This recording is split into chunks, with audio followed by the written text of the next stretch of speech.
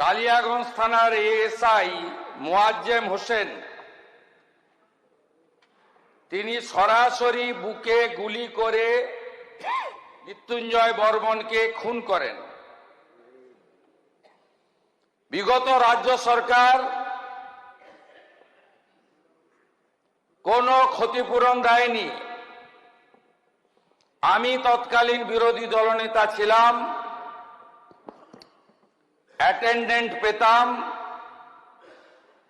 আমি মৃত্যুঞ্জয় বর্মনের স্ত্রীকে অ্যাটেন্ডেন্টে কাজ দিই, পরবর্তীকালে পার্মানেন্ট হয়ে যায় 12 মাস পরে।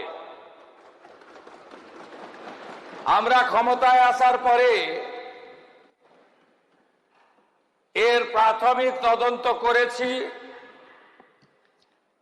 এএসআই মোয়াজ্জেম হোসেনকে সাসপেন্ড করা হলো, তার বিরুদ্ধে এফআইআর এর নির্দেশ দেওয়া হচ্ছে এবং প্রয়োজন হলে আরো কঠোর ব্যবস্থা নেওয়া হবে।